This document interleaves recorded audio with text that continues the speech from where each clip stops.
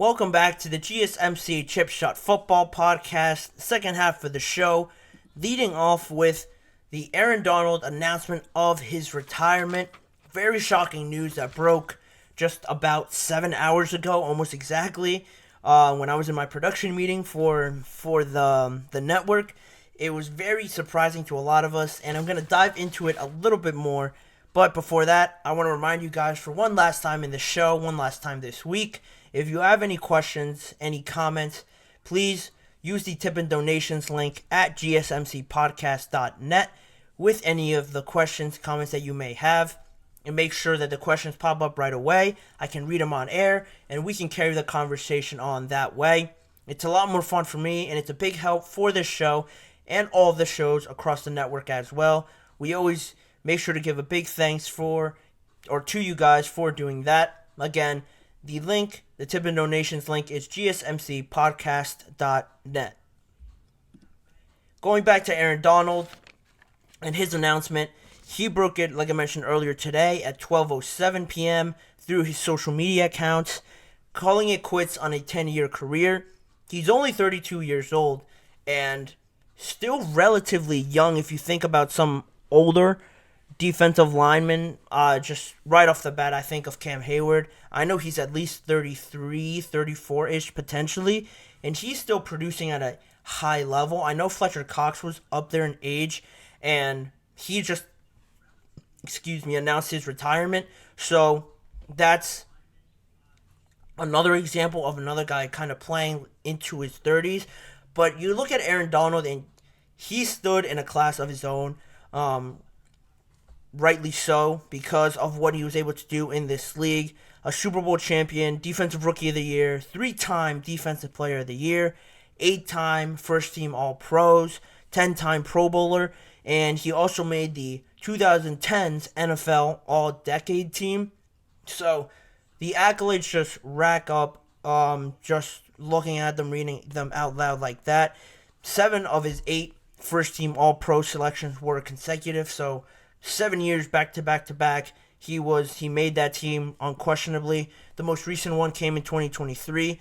So that's the kind of player that Aaron Donald was. You always look at the tape. He might not have put up the gaudy numbers that he might have early on in his career, but that's just because everyone obviously isn't arrogant or isn't naive to the fact that we have to double team this guy. We have to make sure he doesn't ruin the game by himself, and let's try and make the other guys beat us rather than one exceptional player wreck the game in its totality.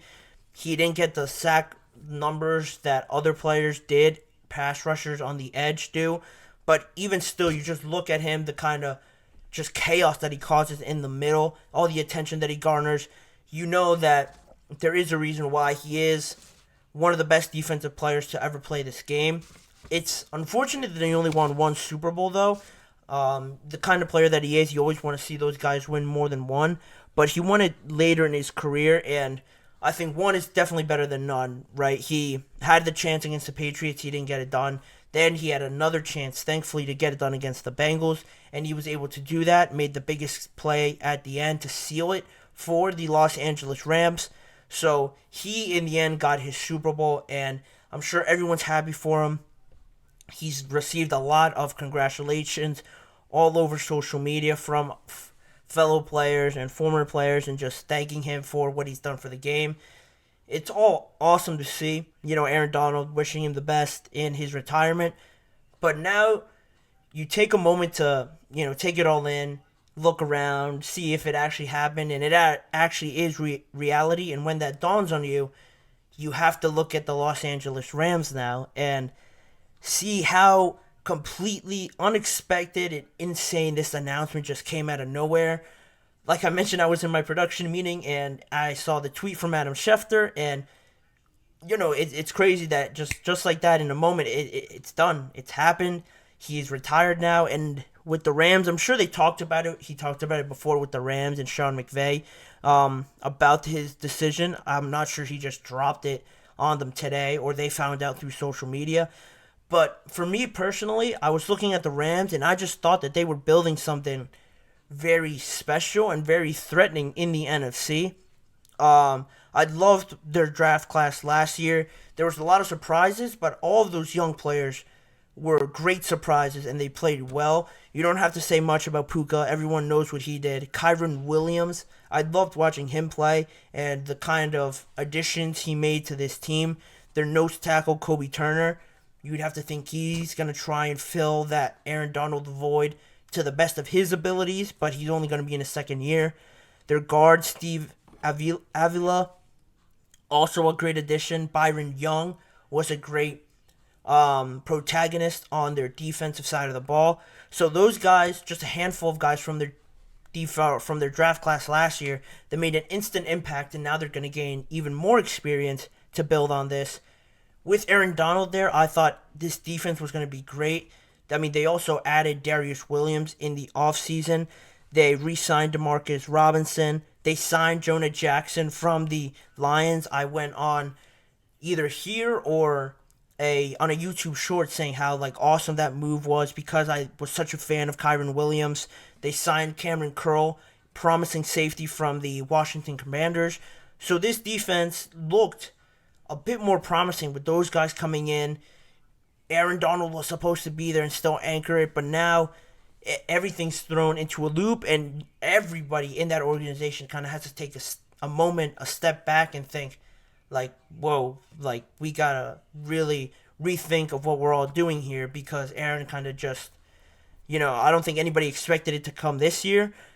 Like I mentioned before, I'm sure they communicated it to their organization members, to Sean McVay, but it still doesn't change the fact that they were going in one direction and now they have to switch it and pivot to a different way and look somewhere else.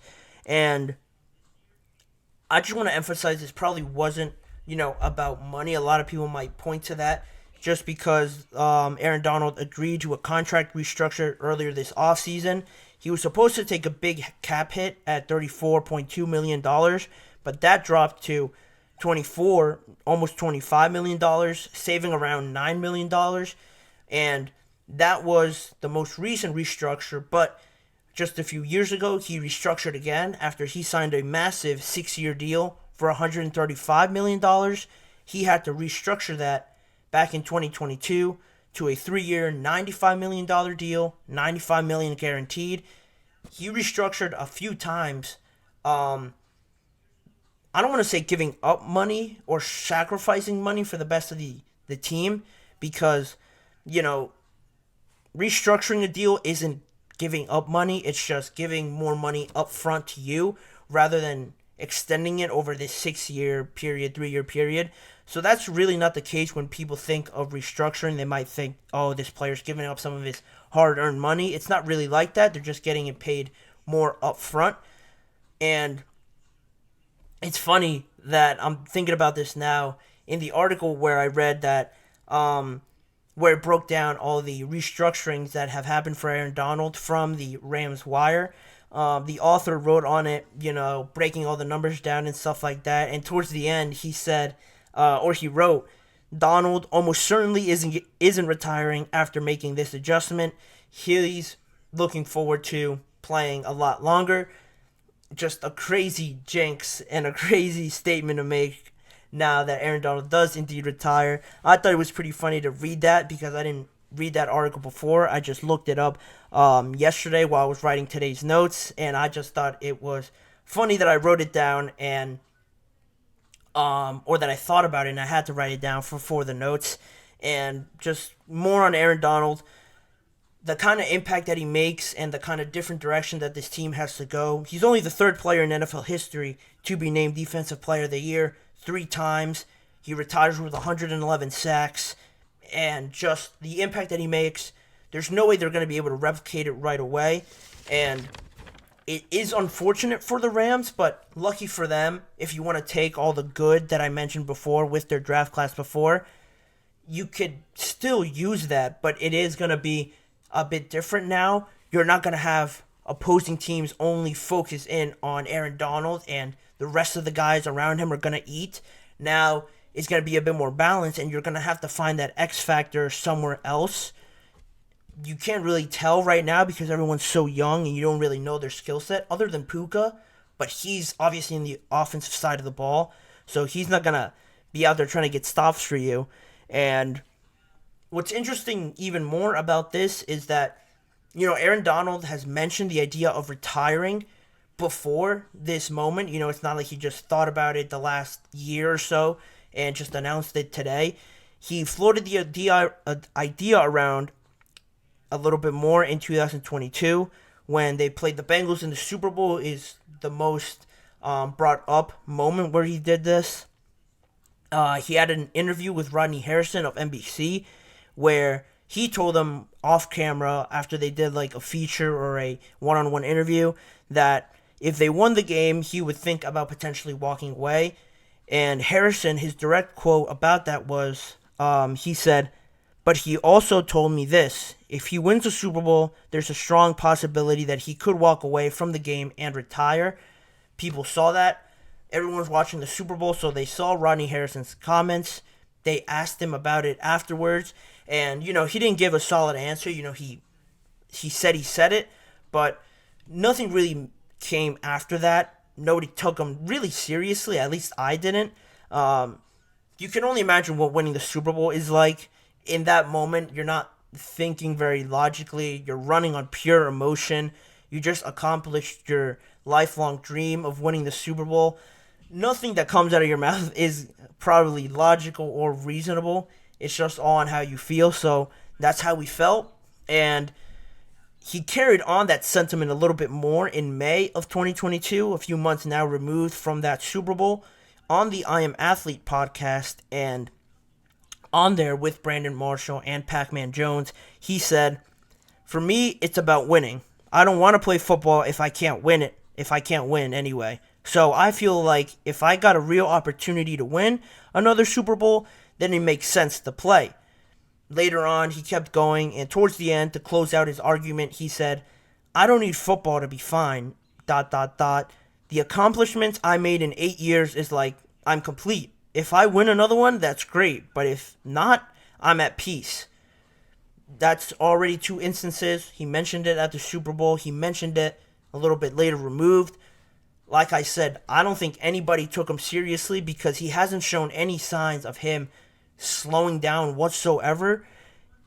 And he hasn't really made a big deal of his restructures as well. He had sort of a cryptic tweet a little bit in 2022 about his restructuring then, prior to it being announced. So that was really the only sign he gave about being upset about any money shifts in his contract. But again, I want to emphasize it most likely isn't the money, and this was just a personal decision that he took. I read in an article that, he wants to be closer to his family. That really is the main thing on his plate right now. And he just saw it as an opportunity, 32 years old. It's hard to get better going forward at 32 years old, and he just took the decision to retire. He felt it was best for him, which is the most important thing, and everyone should respect it. But the questions that now arrive with the Los Angeles Rams, they hold the number 19th pick in the NFL draft. That's where you see them potentially finding a replacement of some sorts in some aspect of Aaron Donald. They had the 19th pick, and a lot of people had him mocked a offensive lineman or some other positions.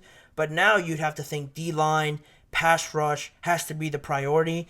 You might have to make a move a little bit up to get a Dallas Turner or a Latu from UCLA, a Jared Verse from Florida State, maybe to just try to get one of the top guys. I'm sure Dallas Turner is going to be the first one gone, but those are more edge rushers, pass rushers on the outside. If you want to go more interior defensive tackle, like Byron Murphy from Texas, Chris Jenkins from Michigan is not very high on a lot of people's draft boards because he falls behind Byron Murphy and Jerzon Newton from Illinois. He could be a late round option that you could get that could turn out very well. I'm a big fan of him just from watching Michigan a lot this past year. He played very well. So he's a good option that I think a lot of people will have their eye on, but you can get him at a later price if you don't want to trade up for a Dallas Turner like I mentioned before. it adds a lot more questions, a lot more to the Los Angeles Rams plate. But like I want to sum this all up with, they're fortunate enough that last year's rookie class was so outstanding, so shocking to everyone that they at least have that to build on. If that rookie class would have only been Puka and they got nothing on the defensive side of the ball, it was going to be a lot worse for them going into a season where the Niners are still going to be the Niners. The Seahawks, I believe, are going to be improved defensively because of Mike McDonald. I'm a big fan of his, watching him closely as a Steelers fan. Command that Ravens defense. I know how legitimate it was, so I think they can only get better with him. The Arizona Cardinals have a lot of picks. I think they have 2 picks in the first round, so they're going to get some serious talent already into an offense that had some kick to it. Once Kyler Murray came back in, I can't remember their name of their tight end, but he killed the Steelers in the game they played, so I know he's good because he continued to put up solid numbers the rest of the year. James Conner's a solid back. Kyler Murray's there. They just lost Marquise Brown, so that stinks, but they have the 4th overall pick. You could get a receiver there. You could trade out of there, gain more draft capital, and improve the rest of your team. O-line, defense as well. They have a lot of options, so I expect them to be a bit more improved because they didn't have Kyler Murray to start the year. So they're going to be in there. And the Rams are fortunate, like I said, to have this rookie class to still keep them in the race. I still expect them to be good because Matthew Stafford is still there. I still believe in him. They're going to be all right, but this just still hits you hard. It's a gut punch to everyone, all the Rams fans, that it just happened like this. They just got this bombshell dropped on them today. But, sometimes that's the NFL. We've seen 3 retirements now from my count. Jason Kelce, Fletcher Cox, and now Aaron Donald. So hopefully there's no more. I love seeing all these great players play. But, that's where we'll leave that. We're going to put a pin in that, and I'm sure I'm going to touch on the Rams later on. But for now, I'm going to transition into the final break of this episode. And on the other side, we're going to stay in the NFC and talk about the Minnesota Vikings, them trading with the Houston Texans to get another first-round pick. What are they going to do with 2? Should they trade up, keep them, and access any other positions that they have on the other positions on the offense or defense? I'm going to let you guys know what I think. All of that coming up shortly on the GSMC Chip Shot Football Podcast.